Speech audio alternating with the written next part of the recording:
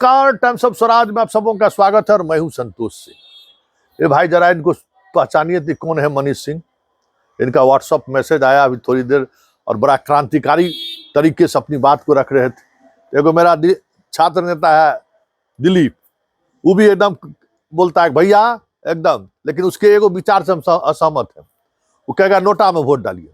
हमको बेटा तोरा नोटा का कौन, अरे भाई आदर्शवादी समाज रहे तब न तोरा नोटा का कोई मतलब है कि वहां जो चुनाव लड़ने वाले जो लोग हैं, जो नेता हैं, चुनाव हारेंगे तो मंथन करेंगे कि क्यों 10% 20% लोग नोटा को वोट किए हैं। जिस समाज में इतना आदर्शवादी स्थिति है ना नोटा, तो वो नोटा पर जोर दिए रहता है। आज जो देखें उसके फेसबुक वाल पर जो है अशोक चौधरी के साथ एक फोटो परीक्षा में जो सॉल्वर गैंग था उसका तस्वीर जारी किया है कि क्या किया जाए, और समस्तीपुर में वो कह रहा है कि अशोक चौधरी को वोट मत कीजिए। तो ये जो है नेताजी शिक्षक संघ वाले, ये भी एगो वीडियो बड़ा क्रांतिकारिता कहे कि भाई एनडीए को हम वोटे नहीं देंगे, और हम वोटे नहीं देंगे, जो एनडीए को हराएगा उसको हम वोट देंगे। तो जरा सुनिए, तब जरा आप भी सुनिए। हम इनके बारे में हमको पता नहीं है। व्हाट्सएप पर मैसेज आने के बाद बहुत सारे लोगों का मैसेज आया मेरे पास कि सर एक खगड़िया से आपके पास वीडियो गया होगा, तो अब पहले पहचान लीजिए आपके नेता हैं या नहीं है। अगर नेता है तो इस दमखम के साथ ही बोल रहे हैं, कुछ तो बात रही होगी। तो जरा इनकी बात को आप भी गौर से सुनिए। शिक्षक निर्णय लिए हैं एनडीए के प्रत्याशी के विरोध में वोट डालेंगे, और विरोध में जो मजबूत कैंडिडेट होंगे उनको जिताने का प्रयास करेंगे। और ये सिर्फ खगड़िया में नहीं, आप पता कर सकते हैं पूरे बिहार के शिक्षक आज आंदोलित हैं। उसकी मूल वजह है कि बार बार सरकार के द्वारा शिक्षकों को प्रताड़ित किया जाता है, परेशान किया जाता है, समाज के अंदर नीचा दिखाने का प्रयास किया जाता है।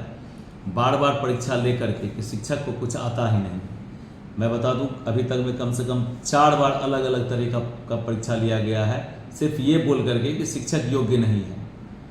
योग्य नहीं है तो अभी तक में लाखों बच्चे आप एक तरफ ढिंढोरा पीटते हैं कि 40% के साक्षरता दर को बढ़ा करके आप 80-90 तक पहुंचाया गया है। वो कौन किए हैं? कोई शिक्षा विभाग के अधिकारी किए हैं कि मंत्रिमंडल के लोग किए हैं? कौन किए हैं? शिक्षक ही किए हैं। और उन शिक्षकों की जो 20 वर्षों से चिर परिचित मांग है, लंबित मांग है, वो है कि बिना शर्त राजकर्मी का दर्जा दिया जाए। राजकर्मी का दर्जा के साथ साथ तमाम तरह की सुविधाएं जो राजकर्मी को दी जाती है वो भी दिया जाए। लेकिन जब जब इस मांग को लेकर के शिक्षक आंदोलित होते हैं, एक परीक्षा लाद दिया जाता है, एक परीक्षा का उस पर बोझ दे दिया जाता है और नीचा दिखाने का प्रयास किया जाता है। बच्चों के सामने, अभिभावकों के सामने यह दिखाने का प्रयास किया जाता है कि शिक्षक राजकर्मी का दर्जा मांग रहे हैं लेकिन उस योग्य है नहीं। मैं बता दूं कि अभी तक में 4-5 बार परीक्षा लिया गया है, ट्रेनिंग दिया गया, दक्षता परीक्षा लिया गया था, शिक्षक पात्रता परीक्षा लिया गया, डीपीई की तैयारी करा करके प्रशिक्षण दे करके डीपीई परीक्षा लिया गया, संवर्धन 6 महीने का कोर्स कराया गया, संवर्धन का परीक्षा लिया गया। उसके बाद 2 वर्षीय ट्रेनिंग करा करके ट्रेनिंग का परीक्षा लिया गया। अब आकर के सक्षमता का परीक्षा लेने की बात की जा रही है। तो सक्षमता का मतलब क्या हुआ कि शिक्षक अक्षम है, पहले दक्ष नहीं थे तो दक्षता परीक्षा लिया गया, अब सक्षम नहीं है तो सक्षमता परीक्षा लिया जाएगा। कल को होगा कहेगा कि निपुणता परीक्षा लिया जाएगा, ये निपुण नहीं है शिक्षक। ये क्या तरीका है?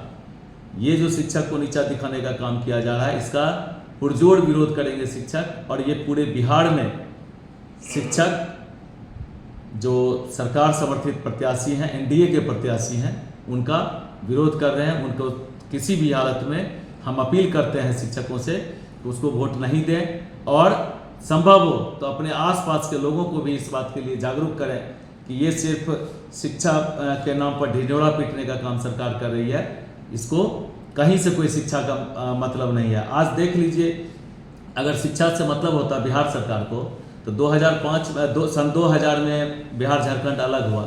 दोनों जो ज्वाइंट बिहार का जो सबसे मेन विद्यालय हुआ करता था बच्चों के लिए, सैनिक, तिलैया और नेतरहाट विद्यालय। सुन लिए। और अगर लड़ाई इस मोड़ पर आकर खड़ी है, जो खड़ी है। वाकई में जिस तरीके से आज ललन सिंह ने जो कुछ भी कहा है, हमने जो खबर चलाई है, सवाल ये नहीं है कि सरकार आपके बारे में सोचती क्या है, सवाल ये है कि सरकार एक माइंडसेट के साथ शिक्षकों के साथ व्यवहार कर रहा है। तय आपको करना है, क्योंकि डेमोक्रेसी में आपके पास एक वोट है, आप वोट से चीजों को प्रकट कर सकते हैं। तो इस शिक्षक नेता के वीडियो या जो भी इन्होंने अपना संदेश जारी किया है, उसका कितना प्रभाव पड़ेगा ये तो आने वाला वक्त बताएगा। लेकिन इतनी बड़ी बात है, हम इसको इसलिए इस खबर को चला रहे हैं कि चलिए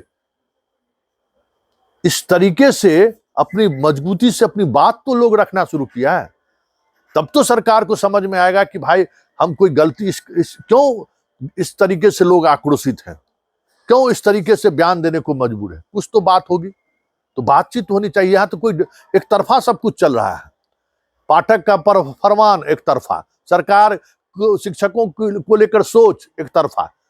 मतलब ऐसे लग रहा है कि इस जितने लोग यहाँ शिक्षक हैं, यहाँ का वो वोटर है या नहीं है, उसका परिवार वोटर है या नहीं, ये कोई समझदारी ही नहीं है।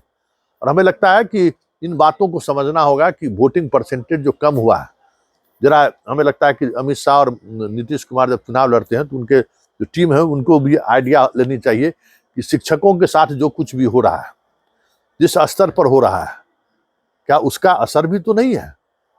क्योंकि हर बूथ पर शिक्षक प्रिजाइडिंग अफसर हो रहा है, हमारा 1 नंबर इंफॉर्मेंट है भाई। शिक्षक गण लोग हमको क्या वोटिंग ट्रेंड है ये बता रहे हैं, बहुत बहुत धन्यवाद उनको। फोन करके बताते हैं कि सर यहाँ मतदान का प्रतिशत इतना हुआ और ये वोटिंग ट्रेंड है।